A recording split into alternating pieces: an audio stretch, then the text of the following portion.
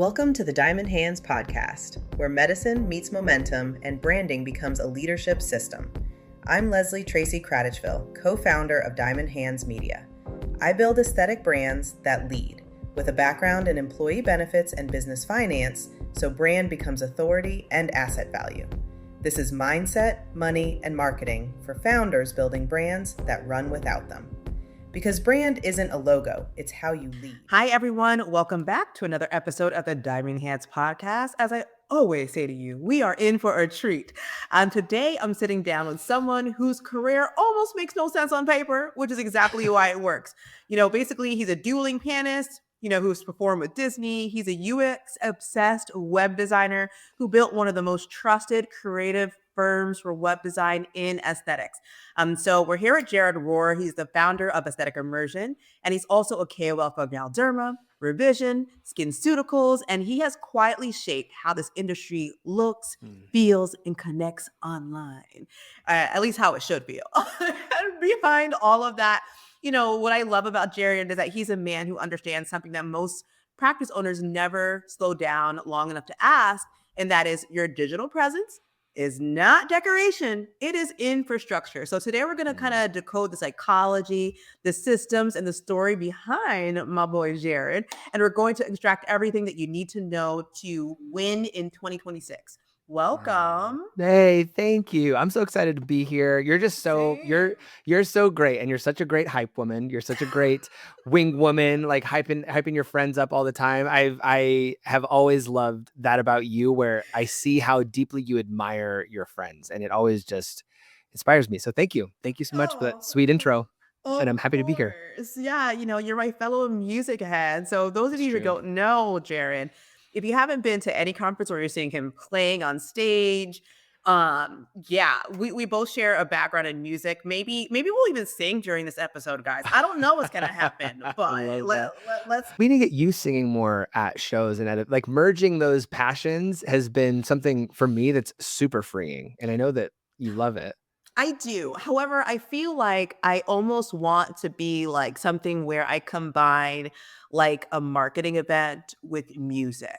You know what I'm saying? Like have like, you know what I mean? I have this vision, and guys, I'm gonna throw it out to y'all. So if I come up with something, you better come. No, it doesn't even matter. Just like, have like kind of a elegant affair, and then someone does like a concert or whatever, a mini one, and then you go into brand.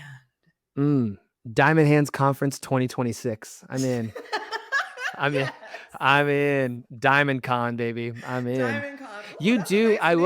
You do sing in when I saw your gain lecture in where was that, in Philadelphia last year at Amy's place, and you sang for the game lecture. So I guess you do merge it a little bit. They loved it though. I kind of have a problem, but that was a late night. That was a late night game session, and the whole audience was unhinged. I have never been in a more unhinged room of so many people like say, "Oh, I have thoughts on this." I was like, "Oh my gosh, you are the master of engagement." I was so impressed. I was so impressed. I love it. So, basically today, Jared, someone now meets the founder of Aesthetic Immersion, this wonderful web design company, and they see a creative force. But what is the earliest memory that shaped, kind of who you are today? Oh man, we'll go professionally, because I could probably think of like plenty of childhood memories of things that we'll go professionally though. But we want like, to know childhood stuff too. I know. There's like it's funny because I get like flashes of like moments I had when I was like 3 years old. I'll be like, oh my gosh, that really like affected me. I was telling my mom that the other day. I was like, Mom, I don't know what it is, but me sitting down with Grandpa eating waffle crisp cereal at 3 years old is just like locked in my head for some reason. And she's like, you should explore that. I said, okay, thanks. So as far as my career's been peppered with creativity. It's been me exploring what creative exploration and creative outlets can do for myself and for people around me, because I think my passion is connection, and how can I add value to the person who's right in front of me. And creativity has been the best outlet that I've done that through. And the first best outlet for that was music, specifically through creativity. And then slowly I started learning how to take photo and video and exploring that side. And then I was working at a church as a creative director for a long time. And I learned how to do really, really high level photography and videography. And from there, Shino Bay picked me up and wanted me to be his executive assistant / like brand developer for his training business. And then I got to take kind of the culmination of all those skills and apply them towards my time with him. And then from there, that started to like peak out to become a lot of what everyone sees today. But it was a ton of tiny little moments where I got to make the choice to get really excellent at something. So it was like I had a chance to learn how to be an amazing videographer, and I took it and studied really hard and got really good at it when I was at that church, And then with Shino, same deal, learned how to make content that started to convert. So it was like once I started working with Shino is when I started to businessify all those skills. Because when you're at a church, a lot of it is like fun for the sake of fun sometimes, where it's like there isn't a lot of the strategic business direction. When I was with Shino, I started to think, okay, great. How do I create content that people watch more of? How do I create content that people share, that people engage with, that people take action from? Then I started studying like the psychology of decision making through marketing, which kind of turned into where we are now, which is we're much more like conversion obsessed and we're much more data obsessed. We make it's completely shifted where I used to be like, it's got to be the prettiest, coolest, best thing, which it should be really pretty. It should be really cool. It should be excellent. But the thing that makes it work is whether or not it converts for your business. Whatever the collateral is, whatever the piece is, it's got to drive action and engagement. And so that's kind of become what our obsession is now with aesthetic conversion is, does the marketing actually help your business? And are you actually getting the results that you're paying for? Well, yeah, definitely. I mean, because, aesthetic conversion, if you guys don't know, focuses primarily on web design and development. And of course, the conversion piece that comes from that, because, if you have this beautiful website, but it's not converting, it's just kind of what would you even call that? What is a good analogy for that? A website that's not converting. It's a beautiful online brochure.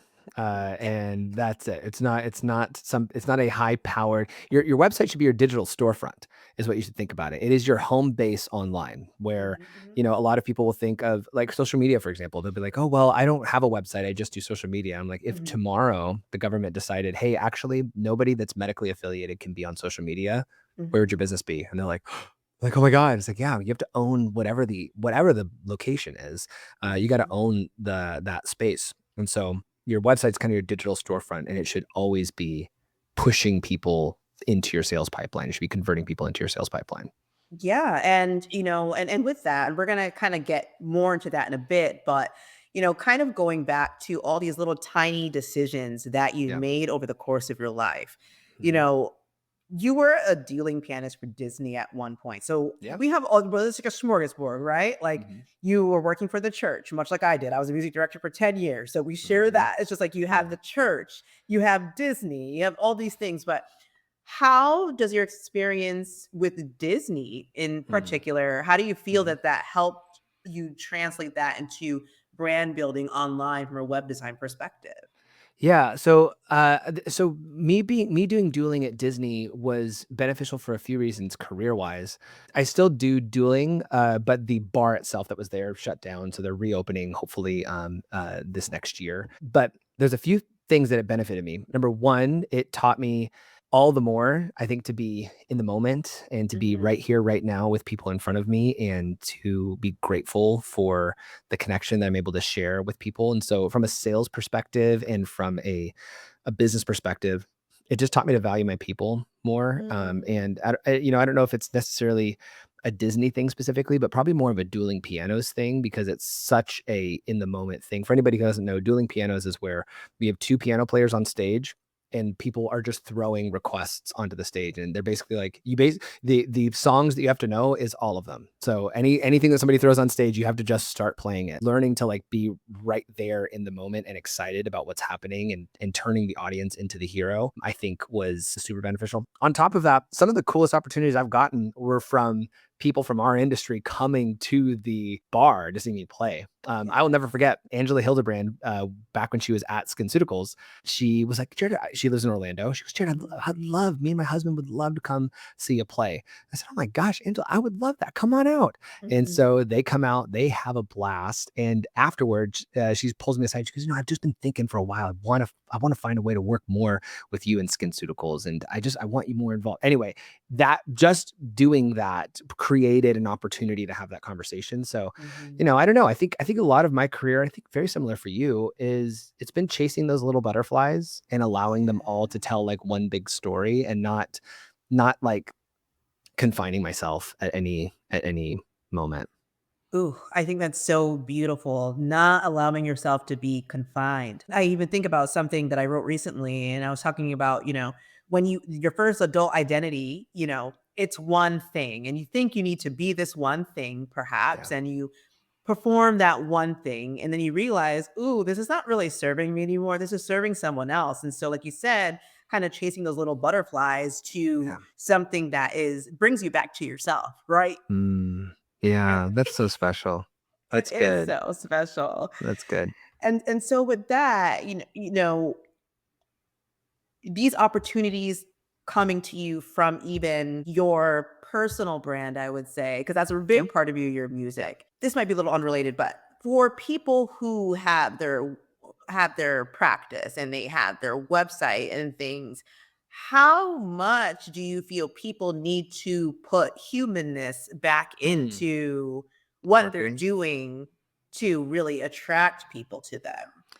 Yeah, I think that's a really interesting point. It's something I've seen a lot recently. We've been studying a lot of commonalities of successful clinics, and we're seeing that a lot of the clinics that have things that matter to them in their business. So like, for example, we've got this big derm group we work with, and every year they have a handful of charities that they like highlight, and they have these like awards and scholarships that they give out to the community that have nothing to do with dermatology. Maybe some of the charities have like they're adjacent, where it's like a skin cancer research or something like that. But them kind of like putting their heart on their sleeve really allows people to bandwagon with them and get excited about being a part of what they're doing and being a part of the movement that they're creating, even if it's a small part of them just coming in and being a patient. So it's cool. I think that it is important for clinic owners to wear kind of their hearts on their sleeves and show what's important to them and align with people. We have this wonderful gal that we've been working with, and she has a couple of clinics across the country. She flies back and forth from like Denver to North Carolina to her two clinics. Her and her husband, they're dinks, I believe, too. I think they're dual income, no kids. I think I think they're going back and forth. And she has this just absolute whimsical, fantastic backstory. And she owns it in every moment that she's in, and her clients just love her. Her patients love her. They would die for her. She has a podcast that she released where it's just her sharing her thoughts and on health and wellness and all that stuff, and people are just gaga for it. So I think it's special when you can kind of wear your heart on your sleeve and show what's important to you and what you're going for. I think of like Ken's Jackson too. She's really good at that, like where she's always posting the things that she's doing and what matters to her, whether it's her life, whether she's hanging out with Tony Robbins every other weekend. Right? I'm like, girl, hook us up.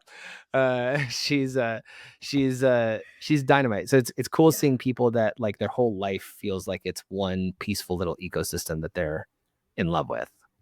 Well, yes. And because I think what's happened, especially with the rise of artificial intelligence and all of these things, I do think that there's going to be a call back to humanness, a call back to get off the damn computer, get off the freaking phone, and go connect energetically with other human beings. Because, even with like web design or social media or different things, unless you have your own take, like you said, wearing your heart on your sleeve, unless you have those things going on, you're going to be a vapid nothing that no one cares about. It's true. It's true. It's true. Yeah, because people want to believe in what you believe. They want to be a part of who you are. Yeah. And when you don't tell them who you are, and it feels like this artificial thing that you've created to get them to make a decision, they can smell it. They can smell it from a mile away. What people love authenticity. We were just talking about that a moment ago off camera. The Mhm. authenticity and, not keeping somebody at arm's length. People love and connect with that.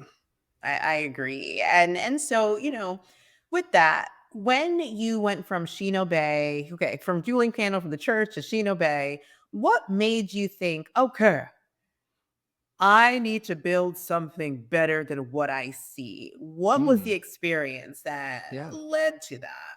Yeah. So I was doing a lot of work with Shino on his masterclass, on his speaking circuit.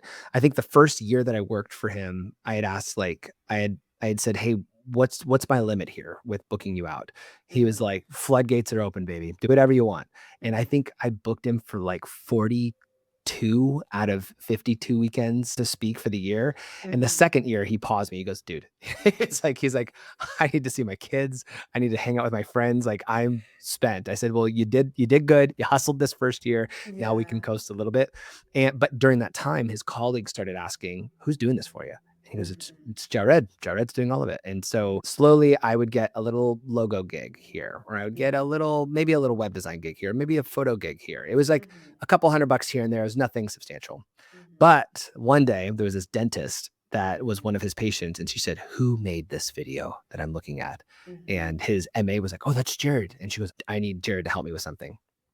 And she goes, "I need someone to make me," it was like 15 or 20 3-minute videos that were like mhm. explainer videos. And I was like, "That's going to be like $10,000, like, for me to do all of that." And she was like, "Oh, that's Mhm. great. That's way less than the last guy who quoted me." And I was like, "Oh my gosh." I went home and I was like, "Babe, we need an LLC. We're going to be tax liable for this. This is going to be awesome." And so Yeah. we made our company at the time, which was called Really Good Content. So it was called Really Good Content then. And because we just wanted some sort of a snappy name that we could throw on invoices.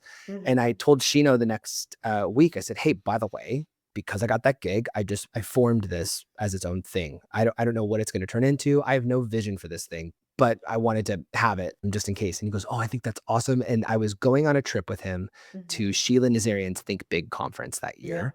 And he goes, "In fact," he goes, "while you're with me at Think Big, I want you to be here as Jared Rohrer from Really Good Content. Like, I want you to be kind of the Oh. business owner with me. And like, if you get little clients here, like, I want to fan this." So Mhm. that's awesome. And I went there, and he was introducing me as Jared, his like his person, not his executive assistant. Mhm. And I think I got 5 clients that weekend or something like that. And I Mhm. had to go back to him 3 weeks later, and I was like, I'm drowning. I'm working 10 hours after work. Mhm. I can't keep up. I think I have to quit." And Mhm. so I eased myself out of working for Shino because I just got too much work at the time. And that was in 2018, Mhm. Mhm. 2019-ish. So it was like right before COVID. And that was when our business was born. So it was kind of born out of like a lot of like little things building up. And then the one big one that kind of like kickstarted the rest of it. I owe everything to Shino, and he's always been such a big champion and such a big encourager to me. Alejandro, his husband, every time we're at Yes. shows, he'll always like give me a big hug, and he'll say, "All of this is because of you, Jared." I'll say, "Thanks, Alejo. Thank you." "All of this is because of you." I was like, they're just amazing, grateful, kind Yes. people, because I would always argue like, no, Shino, he did everything himself. I was just able to Mhm. fan the flame and help, build the foundation that it could stand on. But anyway, he was always a massive supporter as we grew, and still I is. He love still that. texts me all the time. "Proud of you, brother." He's just sweet. And I love that. And for you guys who are listening out there, it's like if you have a team member who has talents and skills, let this be a lesson for you. It's like instead of trying to shut down someone's vision because you want them to be part of what you are, be a catalyst to help them get to that dream or even that Yeah. little butterfly for you've heard of the butterfly, right? Right. That Right. butterfly that's in front of that team member, be the person to help them get there. It's better to be that person to help them get there than for that person to one day come up to you and say, "I'm quitting because you didn't support me and I don't care Yeah. about you and whatever, I built period." my own thing, and I'm gonna go off it. Or even like I was just on a podcast with Audrey Neff Mhm. yesterday morning, and she was talking about how some of these, because I'm building an app right now, it's about to launch and I'm fired up about it. I can't wait to show you. However, I'm building it, and some of my intention is that eventually I do want to partner with private equity on it. Mhm. And one of the things, at least for a SaaS company like that, is you need to have what's called an ESOP, employee stock option plan. And it's not that you have to have it, but they like to see it because it helps ensure that people stay if you have acquired really good talent. And clinics too, by the way, Audrey was telling me this, is that some of these PE firms, when you have some sort of an ESOP in place where you are like offering some skin in the game to kind of your higher tier injectors, that private equity looks at that more favorably because they're going to more likely stick around and keep producing the revenue, because ultimately those providers, those injectors and estheticians, they're the ones that are fueling the business. So if you don't own the business that you work for, feel free to send this clip to your boss and say, Jared says I need a little skin in the game. Exactly. Well, an ESOP, because remember, I come from the finance world. So you do have to be, so I'm just like, we have to be careful. You got to do it right. Speak to your financial Correct. advisor about it. As an ESOP is called an employee stock owner plan, or ABI. You do need to make sure that it makes sense for your business, because it does involve taking a loan that is owned by your business to pay you out. And then each employee, not just the injectors, get a very small portion of, equity or what have you. And it goes towards the retirement account. Well, and you can work out ownership deals in a bunch of different ways if you want to as well too. Yeah. Like where it's like just an agreement on a sale. If we ever make the sale of the company, you're going to get this percentage of the sale, instead of like having to set up distributions or anything like that with your team. Exactly. So but speak to your financial advisor. Yes, like Leslie Tracey herself. No, I don't do that anymore. But I see. No, I don't do that anymore. But she's out of that game. I'm out of that game. But yeah, guys, there's a lot of great different options for that. I don't want to get off into a tangent, but there's a lot of great options for that. Phantom stock, all these different types of things. So yes, speak with your financial advisor and your CPA or your CFO if you have Maven. Shout out to Chris. Hello, little fractional CFO. Hey, girl. Definitely speak with your team to make sure that you're making the best choice for you, because one thing doesn't fit everybody. And I'm just going to say that right now. No. But it's a good point, and it's a very good option. Going into the next thing too, kind of going back into your expertise. So the psychology of good web design. Let's talk about that a little bit. So when you open a practice's website for the first time, what do you notice many times that most founders overlook? Zero call to actions anywhere. Call to actions, either zero or a million, where it's like book now and download our new PDF resource and click here to get a free consultation. And here it's like 5 at once, right when it pops up. It's like, oh, dude, give them one thing. So that's number one, is either zero or way too many call to actions. I think just 1 or 2. Have a nice little pop-up a nice little pop-up for brand new patients. By the way, your website is for the brand newest patient. Your website helps existing patients, but you are responsible to keep nurturing that relationship of an existing patient. Your website exists for the newest eyeballs, in my opinion. So top of funnel. Like they don't even know who you are, or maybe they know who you are from social and have finally hit your website. But your offer that you put on your website, it should be for those new people. Don't do it for your existing patients. So if you put an offer, for example, I'll get people all the time that say, oh, we just bought a new device, so I want to put a pop-up on the site that says $100 off your first Cyton laser treatment or something like that. And they'll say Cyton laser treatment. And I'll say, look, we can put that up, but I promise you, nobody knows what you're talking about. They don't know what a Cyton is. We've seen the biggest conversion rate for any clinic, at least for new patients, because I'm an advocate for discounts for one of 3 reasons. I think you should only what is rewarded is repeated. Okay. So if you give a discount, it should be for one of these 3 reasons. It should be for somebody doing a new thing, so entering a new vertical. So if they are a tox patient trying filler, or tox filler trying laser, tox filler laser trying facials, or a brand new patient. If they're trying something for the first time, it's worth rewarding them with a little discount so that they think, oh, maybe I should try more things with you. And then what are you doing? You're adding all these verticals of what the patient does. Number 2 is bulk. So they're buying packages, or they're buying their tox for a year or whatever. And number three is loyalty. So maybe they're a member, maybe they're referring their friends, maybe they're coming to your events. So one of those three reasons, those are the three behaviors that discounts should push is trying more things, buying more things, or telling more of their friends to buy more things or committing to you. So it's like those behaviors. Now, when you are the discount of the month clinic, the specials of the month clinic, I know I can't imagine you're an advocate for it. Those ones, all you're doing is training people to wait for the discount. You're training them to wait. So for, everyone does discounts on lips in February because it's the kissing month, whatever. It's, discount on your lips. And it's like, then they're all just going to wait for February to get their lips done. So they're going to get at a discount at the end of every year. So I'm not a fan of specials of the month. I'm not a fan of like predictable specials for people, but I do think that a new patient offer, in my opinion, is fine. And I've seen $50 off work. So percentages, in my opinion, do not work as well as cash. And some people will say, oh, well, we'll do 20% off for new patients. I say, look, save it.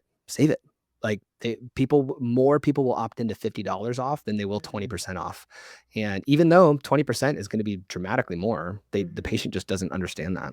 And so $50 and then have some sort of a qualifier that says, minimum $200 required or whatever it is. So the biggest issue that I see on most sites, no strong call to action and no strong offer to get people into their sales pipeline. That's usually the first red flag that I see on a site.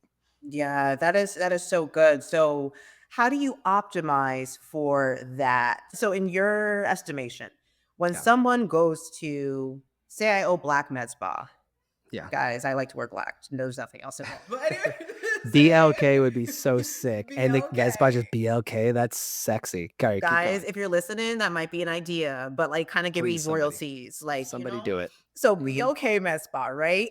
All black, everything. So now, what would you say? You go to BLK Med Spa website. What do you want to see? Like you click on it, what happens?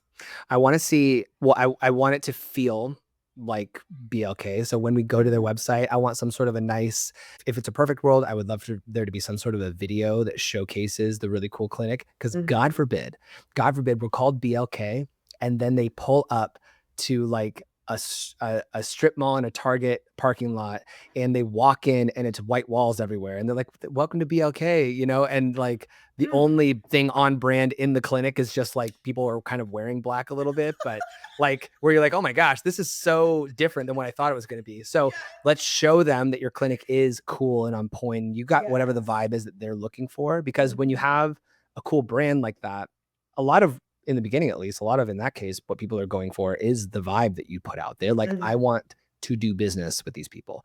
The very first thing I want to see on somebody's website is a phrase pop up in that hero of the website that has some sort of aspirational identity, something like the first sentence that you say, and consider your website. When I say consider your digital storefront, everything that it says is your digital front desk person talking to them. And so I have worked with plenty of people that when the website pops up and maybe the pop-up goes away, they'll say, oh, I want all of our awards and all of our devices and all of our locations and everything just to show in the very first opening phrase of the website. And I'll say, well, let me give you an example of what that's like. That would be the equivalent of me walking into your clinic and somebody yanking me by the hand and saying, did you know that we've won all these awards? And did you know that we have all these devices? And did you know, like, you'd be like, get away from me. Like, I just want to see if we vibe first. And your website should have that kind of sense. That very first phrase, let's say that you specialize in mommy makeovers. Let's say you specialize in helping moms, whatever. And the phrase just says, reclaim the body before kids. Maybe you're a plastic surgeon. And then the mom looks at it and they're like, this is my drive. Oh my gosh. Yeah. Or what if it said, you give them your heart, you don't have to give them your body, or something like that. Whatever. Something where they can say, oh my gosh, yes, like these guys get me. These guys can help me. Then you can go into, here's who we are. Here's the awards we won. And by the way, you're going to go that statement, then you're going to introduce them to who you are. And then you're going to talk about your services. You don't have to talk about what you do until they're like, okay, yeah, I want these people to help me. If it was BLK website, I'd want some cool, smooth, sexy video. And then maybe the phrase would say look good in, and then it would say BLK, but like look good in black or something like that. And then they scroll down, they get to see a little bit about Leslie Tracey, the owner, it's some cool vibey, whatever. And then it'll go for our services and go into what exactly you guys do. My main goal would be what percentage of web visitors opted into that pop-up, clicked off the page and went into your booking. Now, what percentage of people got off the site and into your sales pipeline? Because that's my biggest goal for anybody that we work with, is how can we quickly get people off your site and into your sales pipeline so that you can then start engaging with them. Yeah, and I think that's such a great. So, guys, again, BLK. I don't know if it's trademarked yet, but someone out there got to do it, because if you need that. Pink. Okay. And if you need that video done, go to Diamond Hands Media, and they'll shoot that hero video. I was just looking at one that you guys made yesterday. I was like, this is so good. She's like, I know, I love Leslie and her team. I said, yes. Yeah, we love what we do. So I mean, I love this so much. And also thinking about, again, owned pipeline. And I got to think about our conversation, because you and I could talk forever on the owned pipeline, right? It's just like, once someone gets into your email marketing engine, baby, this is where that dance starts. That's where the this is when you're like, okay. And so there's this one, I'm not going to talk about the software in particular because they don't pay me. I got to reach out to them first. But there's this one EMR, right? And it's like a beautiful booking system, right? And it has attribution. So when you send out an email, if people click on it and book their appointments or whatever, it shows you how much money you made from that email, because the email is right in the system. And I think it's the most sexy thing. So it's like, for any of you guys who are out there, you could send me a DM. Just kidding. But don't, because I'm not going to tell you. I'm loyal to Tiffany and Aesthetic Record. I can guess which EMR is doing it. But Aesthetic Record has lead AR too, so they can also track. So they have attribution. So if your email does not have attribution, kind of rethink your what you're doing, because I think attribution is so important, because that pipeline from web to email to someone in your seat. Because what does it say, Jared? It's like 7 times for someone to actually see your 7 touch points for someone to see your stuff before they're like, oh, that could be someone going on social. That could be someone seeing you at an event in the community. That could be someone seeing you donate to melasma and melanoma or something, whatever it is. And then the 6th and 7th one could be email, once they actually go to your online storefront, your website, and they opt in almost immediately because they just want it to go away. Yes. 100%. They're like, let me just get this out of there. It's like, yeah, no problem. Get in there. Now, I think the summary to take here too is, I think tracking your attribution is awesome. Step 1 is just get a CRM. Get some sort of a software. A CRM stands for client relationship management software, and a CRM just tracks the sales processes, because a lot of people will say, oh, we'll have an EMR, I don't need a CRM. And it's like, the reason that all these EMRs are investing into building their own or white labeling their own CRMs is because they know they're deficient. They know that like the EMR, the function of the EMR should be to track like patient history. It should be to schedule patients. They should keep that scope really small. And then the CRM should be a separate software that tracks sales and profitability and tracks like your marketing campaigns and all that stuff. Like your CRM should track everything up until the appointment. And so if you have a really good CRM, you can hold your front desk accountable to sales conversion rates and lead conversion rates. You can hold them accountable to, oh, this person gave us their phone number. Have you called them yet? Instead of just having a sticky note that's sitting on somebody's computer waiting for them to call. I had a client. I can't tell you. I had a client that they said, oh, Jared, I think we're going to cancel SEO services. I said, oh my gosh, like what's going on? Did we drop the ball? And she goes, well, our accountant's telling us that we're overspending on all of our marketing efforts and all this stuff. And I said, first of all, any accountant that's telling you to stop marketing has lost their marbles. And I said, also, I was like, have you gotten back to all these leads? She goes, what leads? I said, in your CRM that we set up for you. She goes, oh yeah, our team doesn't use it that much. And I was like, what do they use? She goes, well, they mostly have like these journals that they write all of like everyone's like info in. And I said, no, what are you talking about? I said, can I share my screen with you and show you right now? And I looked, and she had $500,000 worth of leads in the CRM. I was like, do you know that all these people have been contacted? She goes, I have no idea. And I said, that's a problem. So they built their own, because they were a large clinic already. They built their own like internal call center, started completely focusing on that, on the CRM, on like tracking their leads, and they Mhm. launched a second location less than a year later from the profit they made from refocusing on sales processes. Yeah. My chest hurts. My chest Insane, hurts. My insane, chest insane. They're like, hurts. oh yeah, I think I need to get back to so and so. I was like, oh my gosh, And the no, thing is, by put it the in the time they CRM. get back to that person, you know, in this day and age when we really have these apps and different things, again, going back to AI again, you are going to lose against a practice that is human plus AI. I'm Yeah, telling absolutely, you. It's absolutely. just not going to work. If you think it's okay in 2026 to be calling people back 3 weeks after they called you to inquire about Mm-mm. a service, baby, No, you might as well just no. open a hole in the floor and just start throwing your Throwing your bank account money. dollars in there. It makes no sense. It I had makes no I had a sense. I had a client say, "Hey, can we change the autoresponder on our email on our opt-in form? When they get the text, can it say, please allow for 24 to 48 hours for us to respond to No. the lead inquiry?"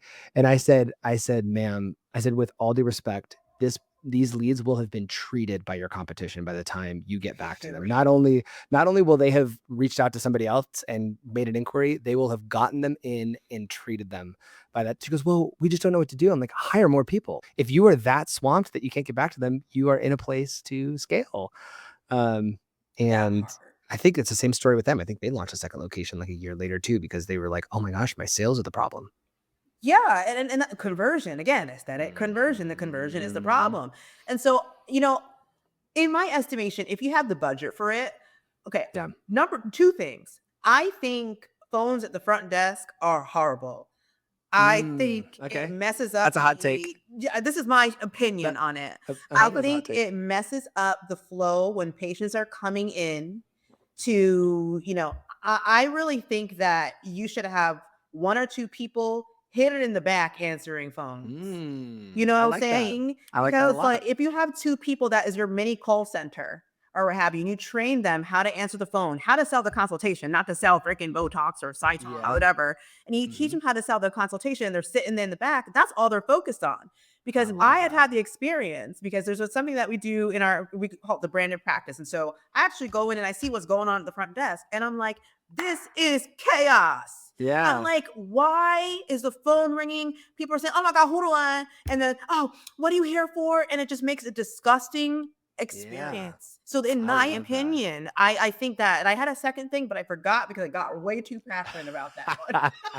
I love that. And you could even have them like, I mean, because that front desk person that handles reception is what they would call them. And then maybe the Mhm. other ones would be called appointment setters, is their whole job is the appointment setters, their job is keeping the books full. Keep And the the books full. reception's job is rebooking rate, it's retention, you know. So like Retention. you judge those appointment setters in the back by their appointment booking rate, so their Mhm, lead to appointment conversion rate, which should mhm, be 55% or more in my opinion. mhm. Terry Ross says 70%, and I've heard other consultants say 80, which I think hot. Ah. I think 55 makes good sense to me. Rebooking, and then you should judge that person at reception by their rebooking rate and their ability to retain patients. And Exactly. that's where they become profitable. Exactly. And I you can love have the that. person work from home if you don't have the office space permit, For and they're sure. set up, and then make sure the calls are recorded so you could do your practice manager Mhm. could do audits of those. Or if you don't have a practice Yeah. manager, that you could do the audits of those, like touch ones. Like, Mhm. okay, we pull 10 calls a week. Let me see how they were doing. Whatever. Yeah. I really think, and that goes into my next question for you. How do you define aesthetic luxury versus like aesthetic noise? Because we have a Mm. lot of that going on in the industry. People are like, oh my, I'm luxury, da, da, da. But then we go into their practice, you're like, this is literally a step up from Walmart. What are we doing here? Yeah, yeah. I was just thinking about that actually 2 weeks ago. I was at AMWC in Thailand, and I Mhm. went to this hotel. It was really, really cool. Yeah. And I went to this hotel called the Atheny, and it was a Mhm. 5-star hotel in Thailand. And the cool thing is that a 5-star hotel in Thailand that would be, 10-star 1,500 bucks. here. Yeah, it would be 10-star here, and it was like $200 a night, so it Period. wasn't crazy expensive either. But Yeah. you walk in, and I mean, they're holding your hand, they're serving you juice, they're taking your bag up to your room without you even Mhm. knowing. And I'm like, where'd my stuff go? They're like, oh, we took it up to your room. I'm like, I'm like, stop. Are That's you called an serious? Like, yeah, experience. yes, Mr. Rohrer. Yeah. And as I was there, I was like, man, my team, I'm gonna send them to a couple of these nice resorts and have them, because we're in a luxury industry. So I Yes. completely agree that people should be studying what the Four Seasons is doing. People should be studying what Ritz-Carlton is doing. They should be studying what these hospitality businesses are doing for that patient experience. And the ones that do that are the ones that are winning. The ones that study that are the ones that they can anticipate people's needs and they can take care of the patient before they even realize that they need something taken care of. Yeah. And so I 100% agree that we need to have some sort of a call to a little reckoning in the industry where people can shape up, and start acting like the luxury business that you are. They're demanding luxury Yes. prices. We should deliver a luxury process. Exactly. A luxury process. I'll never forget the time, and this is the last story I'll put on this because it grinds my gears. Even with like pricing and even like with the ethics of pricing and everything, this woman would not tell anyone what the cost of anything would be when they were in the room. She would Yeah. just all the things to put in their face. I will never forget few people coming out and the front desk just like after like going crazy trying to figure out how much it is. Oh, this will be $7,200. And like the person just sitting there like, oh, what? Was not expecting that. Yeah. And I just think that's so unethical. It's Of like course. at least let the person know a ballpark if they're gonna do a treatment or whatever. You should sign for it before you should sign off on the payment before they put the product in. My stomach feels sick. Anyways, so going back to websites, speaking of that, aesthetic luxury, because luxury denotes trust, right? And it means that you can trust someone to have the same type of experience every time they go to you. So, Mm. what makes a website trustworthy in the first 3 seconds? Hmm. So this is interesting. So within the first 3 seconds, I think if you have custom imagery and videography, that is where you can start to build trust and start to build brand recognition. I think the most important thing for building trust is going to be that very first sentence that is on your website. Whatever that phrase is, that's going to be the thing that they say, these are the people for me. If the site is pretty or not, that's going to be important. Like you don't want a slow site, you want it to look clunky. I feel like that's baseline. But Yeah. that sentence, the sentence at the hero or the top of your website, that is going to be the thing that people take to heart right out the gate. And it's funny because we were doing a study recently we were surveying all of our clients' websites and a lot of other websites that we are affiliated with, and I found no measurable difference of conversion rate on sites that had custom videography and photography versus sites that use stock imagery, where it was the offer that determined whether or not the patient stayed. However, or the patient converted. However, clinics' retention rate were dramatically different on ones that had really, really great custom branding experiences on their websites. And so generally like the phraseology that you use and the offers that you give are going to determine whether or not you get them, but your commitment to a feeling and your commitment to recreating that experience over and over again is going to be what keeps them. And yeah, on a website, as far as building trust, I think that very first sentence, it's imperative that you say something that makes them feel like, oh, you get me. Because if you just say med spa in Orlando, Florida, it's like, okay, cool. Like, I guess, yeah, let me see if you have the thing I need. Yeah, but you don't feel like you're connecting with them yet. You have to invest in your brand, right? Yeah. You have to, because it's like, at Diving Hands Media, our slogan is build a brand that patients trust and teams believe in. Because when you're able to build that brand architecture, it makes web designing the website so much easier. It makes building those aspirational identities so much easier because you know who you're talking to. And then those people, just like I love YSL, for example, I will identify with I'm St. Laurent and so on. You know what I mean? Structured, black and gold, intense. Like that's me. You know what I'm saying? Yeah. I'm always gonna be him till I zot. Okay. But it's because they've created an aspirational identity that I want to step into. And I also do that with my Amazon bags, but don't at me. Just leave me. That's fine. That's fine. Whatever. We'll stick with the we'll stick with YSL vibes. Yeah. And so, what elements of musical composition, Mhm. for you, Mhm. for all my nerds that are music people out here, we have pacing, repetition, tension, release. Yeah, How does yeah. that show up in your design philosophy with your team? How could I relate our design to music? Yeah. That's fun. It's fun because with dueling, the biggest goal is, did I create a good time for people? Because Mm. there's this irreverence about dueling pianos where it's this like, we're taking the music to make it fun and special and engaging Mhm. and unique. And I think where we take that concept as far as web design goes is it's not about your expression and go, okay, Mhm. hold on, I can get on a soapbox about this crap. Is that dueling pianos where you fail, or I think a lot of music in general, but dueling pianos, you fail when you start making that song about you. If I start singing and I'm like, oh, I'm about to hit a high note. It's going to be so pretty or Do it whatever. for me. Do Instead, it for me. instead Come of, on. "Ooh," instead of just,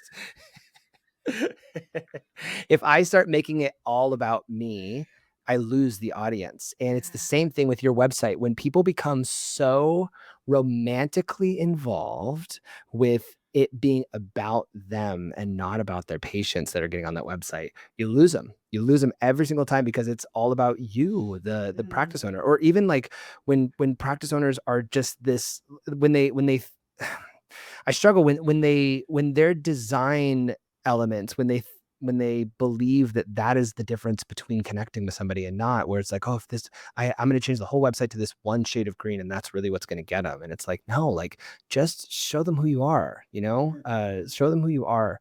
And if they're like, well, I honestly don't care about them, it's like, well, then work on that. Like, start to care about them, like Wow. get over yourself and start to love your patients and love the people that are engaging with you. So I think if I were to take the dueling pianos experience to the web, it's that if you make it about you, you'll fail every single time. If you make it about them, they'll love you forever. Yeah, and they'll start singing with you in the audience and egging you Mhm. on, and there's just Mhm. like, yes, I love that. And so, and then I want to touch on two more topics before we end here. I just want to make sure you have the time. I do. All good. Okay. So, like, Mhm. choosing the right web design partner. And I'm going to say Mhm. partner because I hate the word vendor. The word Mm. vendor needs to die. Okay. Okay. I'm Yeah. very adamant about that because I think anyone that's coming into this industry as a vendor, I think Mm. it should be a write off immediately. It's like you're a Mm. partner. It's like, how can I bring the connections, the experience, the support, the willingness to get it done or Yeah. fix something so I can get it done for Mm. you? And I think that's Yeah. how everyone should come into it. So, like, how do people choose the right web partner? And Yeah. what do they actually need to look for, especially when it comes to some of these contracts? So, okay, yeah. So two conversations there is, what do you look for in your contracts and how do you pick the right person? So when Yes. you are evaluating, what I've always said is, is that bad content costs twice as much money, Mhm. because you are inevitably going to have to do it again. It's twice as Mhm. expensive. Mhm. And so usually going with a company, going with a company just because of price point, if it's all you can afford, I totally understand. But if you're just scared, then I would advise that you push a little further into the budget if you're able to get somebody who you really believe is going to benefit you, because Mhm. there are a lot of this happens regularly where there will be people that are like, oh, I just found somebody that will manage my website, do my SEO, do my Google ads, do my run my social media, give me a CRM, all for $199 a month. And I'm like, I promise you they're going Excuse to me. ruin your business. They're like, no, no, no, they say they can do all of this, and it's all in some other country or something like that. And they found me in an Instagram DM or something. And I'm like, guys, and this happens pretty regularly where I'll have to Pretty fight people regularly. off. Yeah. Where some outsourced vendor will promise the moon and then deliver nothing. I mean, Mhm. it is, then they'll start to get the product. They'll be like, oh crap, I made a really bad decision. So number one, when you're picking your vendor, pick it based on their ability to deliver results, not their ability to deliver services where it's like, oh, they can Mhm. do all these things. Like, it should be about, Do they know what the best conversion rate is on page for a med spa website? Do they know how much traffic you should be getting per treatment room that you've got? Do they know the industry? Do they know? Are they aware about the FDA regulations around GLP-1s? Are they aware of certain things that might get your clinic in trouble about accessibility guidelines? You should make sure that they are super niched, and you should make sure that the agency you're working with knows the right data points for what will actually make your marketing efforts successful. So that's number one is, in my opinion, they should be niched and they should know the industry and they should know the right data points to make your clinic successful. And obviously they should be good. Like you should look at their portfolio. And then the contract side, everyone's contracts vary. Yes. A lot of people will lock you into a year contract or a 6-month contract or whatever. The most important things that you should make sure are not in the contract, though, is going to be that you own the design. That is something that I have seen pop up. I don't know which companies do this, or I would say their names right now, but there are companies that say you are leasing this design from us. And I said, somebody showed me that in their contract. I said, what? I was like, did you pay them for design services? They're like, yeah. I was like, then you own it. Like for you to pay them for design services and them to call it a lease is insane. So number one, you should own any design that somebody builds for you, especially when it's in partnership with your brand. If they are doing something, you should own design. I do understand some web companies have their own like CMS that they own, and sure, whatever, you own your own CMS. However, if we were to copy and paste that site over and just clone it into a different web software, there should be no problem. So anyway, that's number one. Make sure that you own everything that person makes for you. And then just make sure that those contracts are not auto rolling over. That's my other biggest thing, is that like if somebody is auto rolling over a contract and not letting you know that you just signed up for another year on accident, I think that's shady. So just make sure that those contracts are like that. We are month to month because we don't really have, like me. That's what we do. We don't have churn. I don't have churn. I don't need to handcuff you to me, because for the most part, like if somebody leaves, it's usually a function of their business. It's usually like they're changing it up, or they're moving, or they're whatever it is. It's very rare that we lose a client. So I don't feel the need to lock them into these long contracts, and I don't want the fight either. Like that's what I think. if someone's leaving, it's mutual. If you want to go, yeah. go. Like Go. it's okay. I wish you Thank you. well. Bye, Yeah. baby. Totally fine. Enjoy. So I think make sure that they don't roll you over into contracts, and make sure you own everything that they make for you, which is such a crazy. I had to give that disclaimer at every sales call. I'm like, by the way, just so you know, we're month to month with our contracts and you own all the design. They're like, oh, thanks for telling me that. And I'm like, it's crazy that I have to disclaim that. So contracts, that's what I would say. And for picking a company, just make sure that they're, in my opinion, make sure they're niched, and make sure that they know what they're doing as far as the numbers that matter, because there's a lot of companies that I've seen people pay a lot of money to, and they inflate the performance. They're like, oh, you're doing so good. A lot of these agencies will cherry pick what's going well and say, oh, like a dumb word. They'll be like, oh wow, your SEO is doing great for but this. Look how low, keyword. Look how low your bounce rate is. And it's like, who cares? If I want to know what's my lead conversion rate on page? Like, I don't know. It's usually the answer. And lead conversion rate is the only thing that matters. Did I get new patients out of this web design? And that's the only thing we care about. Did you get new patients out? Are we getting people into your sales pipeline? And so, which, by the way, that number is 8%. If you're getting at least 8% conversion rate on page for your med spa of attention of an eyeball into a lead submission, then you're doing a pretty good job.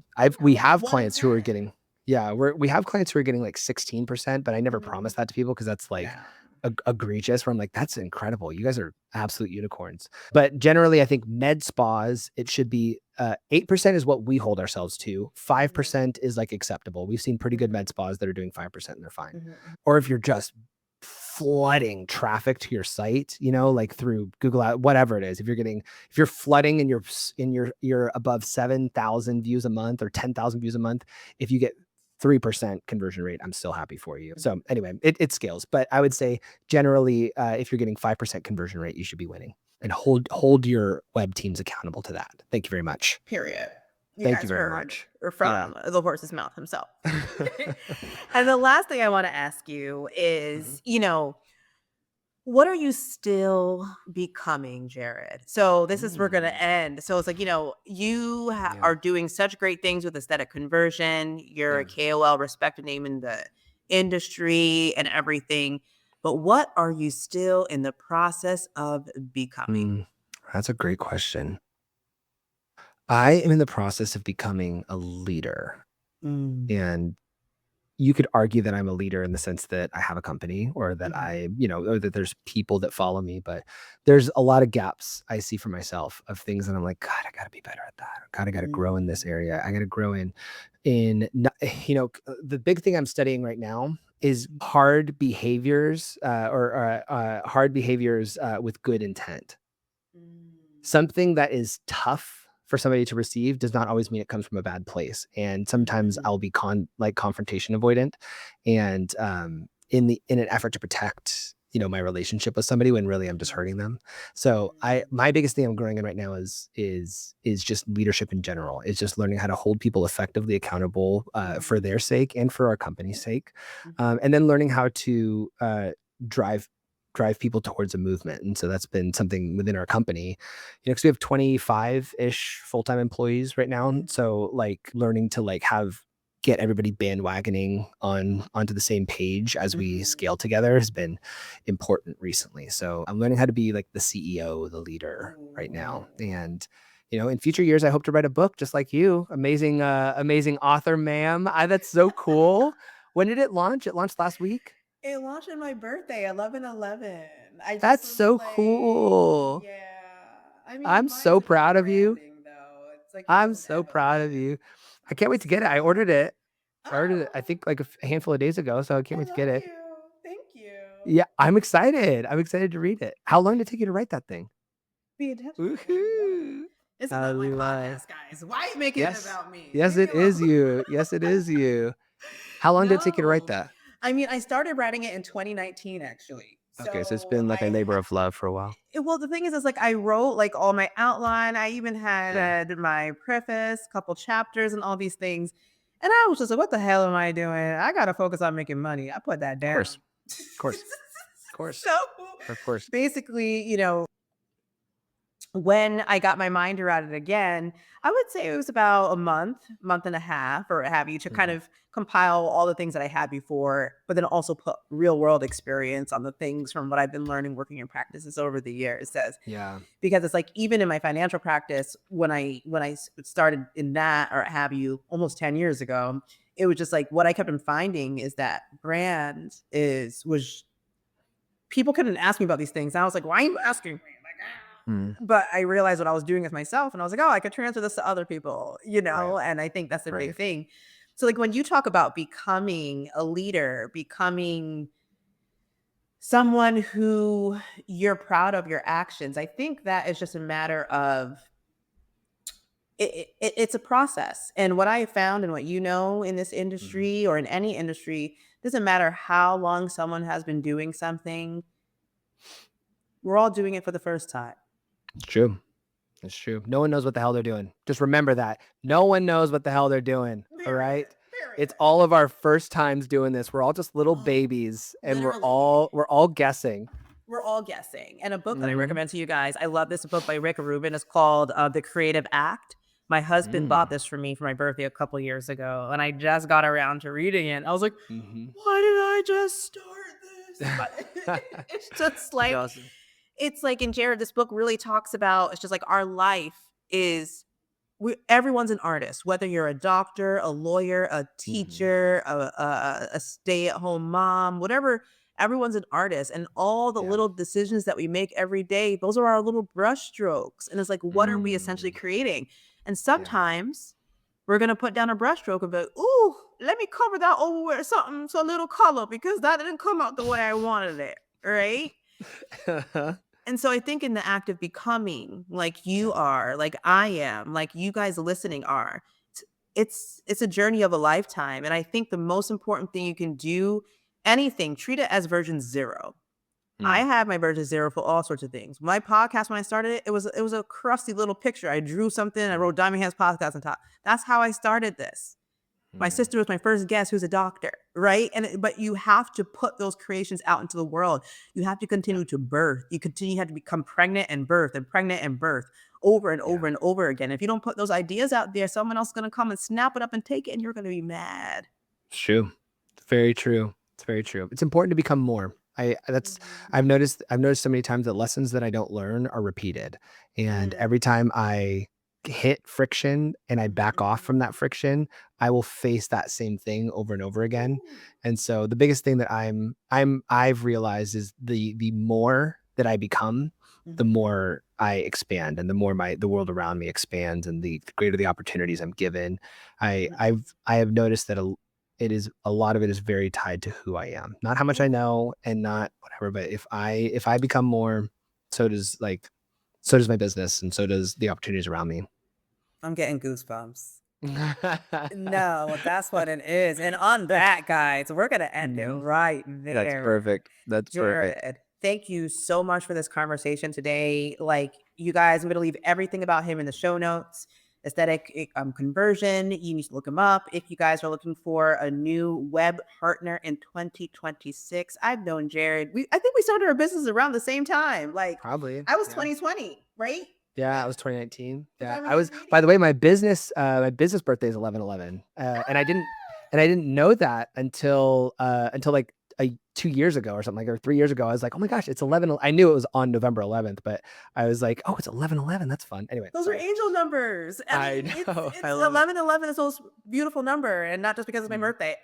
But yes, guys. So follow Jared on Instagram. Tell him your Instagram handle, please, and it's going to be. Jared Rohrer, at Jared Rohrer, or if you want to see our companies, it's aesthetic.conversion. But at Jared Rohrer is where a lot of the action happens. So feel free to pop over there and give me a follow, or go to our website, aestheticconversion.com. There's like an AI audit of your site right there. If you want to enter your site in, you can get an instant AI audit of how you're doing. Nice. Yeah. So go ahead and do that, guys. Me and so many other people co-sign this man. So go ahead and get it done. All right. You're the best. Thanks for having me on. Thank you. Thanks. Want more clarity like this? Join the Branded Practice newsletter community. I write about strategy, systems, and brand leadership straight to your inbox. Go to diamondhandsmedia.com to sign up. And if this episode hit, share it with someone still building without a brand. This is the Diamond Hands Podcast. Thanks for listening. Now go lead.